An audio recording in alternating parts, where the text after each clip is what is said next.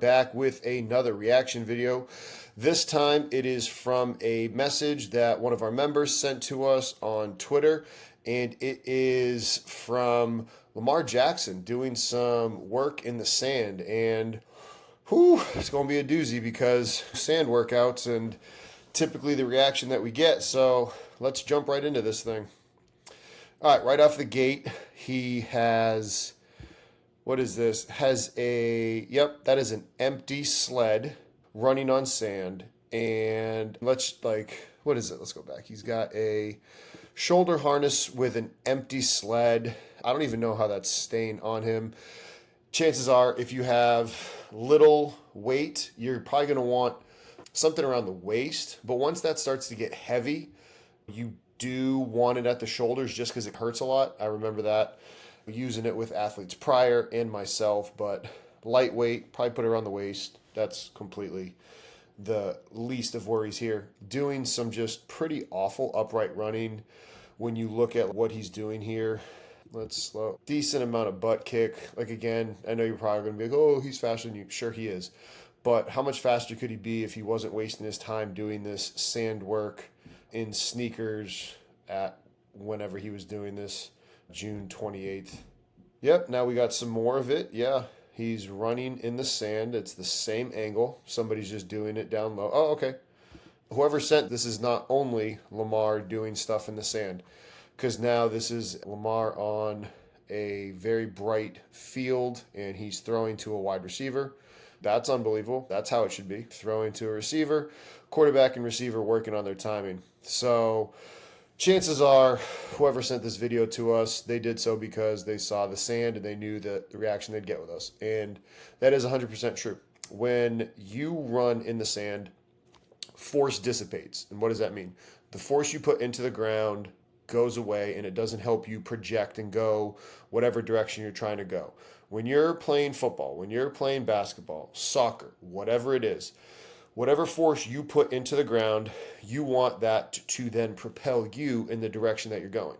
So that's why whenever these fast feet pitter-patter videos that people see, it doesn't actually help athletes create space and get away from one another. It was, the wide receiver playing Davante Adams, right? I forget who he said it to. Some reporter asked him, and Davante Adams was like, bro, I run routes in the offseason. That's how I get better at running routes. Not these ladder drills, not these foot quickness drills, because if foot quickness drills and foot quickness and slow feet don't eat matters, Michael Flatley would be the best wide receiver. He'd be the best whatever because he's got fast feet. The dude. Taking a quick break from the show, everybody. Promise this will take less than 15 seconds.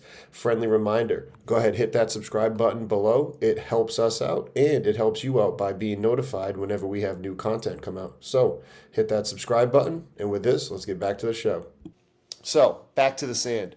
When you have your athletes training in the sand, they don't learn how to actually run fast because you cannot run fast. You literally cannot run as fast as possible when you're in a soft surface that does not allow you to run faster.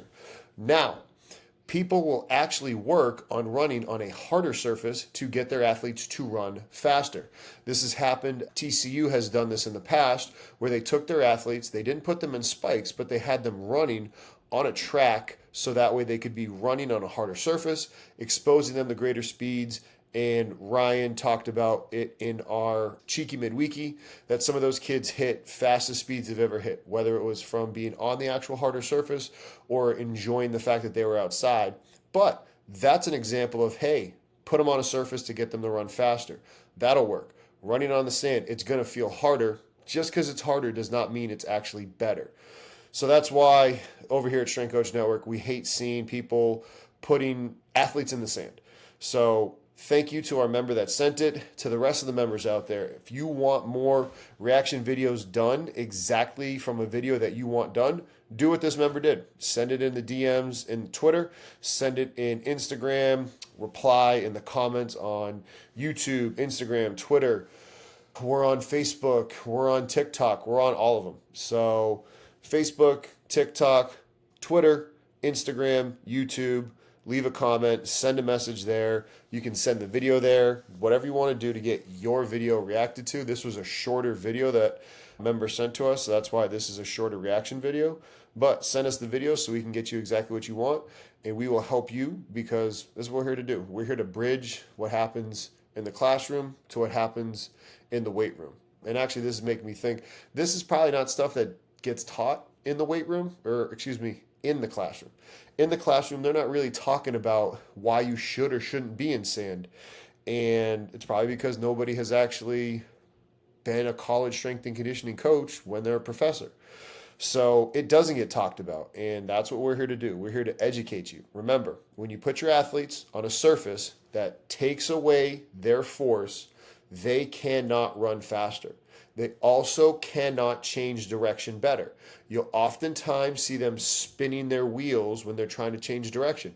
That is because their feet are not underneath them. Dan Paff talked about this on a video, and he talked about it with us in a Cheeky Midweeky. I will link Dan's Cheeky Midweeky. I will link Ryan's Cheeky Midweeky in the show notes.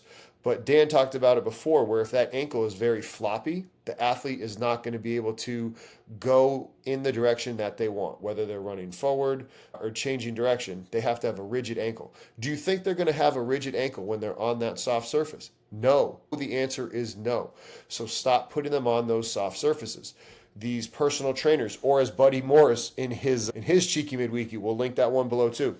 He calls them personal terrorists, because they're ruining the profession of strength and conditioning, human performance, whatever you want to call it, just because they're creating these things that look difficult. I'll quote Boyle on this one. Boyle talks about it looks difficult and it's hard and it hurts as a quarterback to get hit in your blind side. I could hit you with a baseball bat and it would hurt. It would hurt a lot. And it would probably get you ready to get blindsided hit. But people aren't doing it. Oh, and you know why? It's because it doesn't make any sense.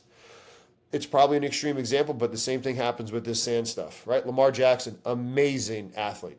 Unbelievable. One of the best, fastest, dual threat quarterbacks. Shout out to him for making everybody who said he's not a quarterback look foolish. Good for you. You are a quarterback. Now, just get a better training team around you. Understand you're going to train with people that you know and trust. Cool. Just make sure that they're getting better educated on how to help you apply that force into the ground. Newton's third law, every force has an equal and opposite reaction in the opposite direction. So when you apply force into something soft, you don't go and project the way that you want. If you look at a good football athlete, they put their foot in the ground, they move. When Lamar does it, when Lamar gets and makes people look foolish, he puts his foot in the ground, jukes them out of their pants, and then runs the other way. He does it on the football field. If he could only do it in his training and not doing this. So again, send us these videos just like our member. All right, shout out for doing that to you. Let us know how you like this video, and we'll do more of them for you. Later.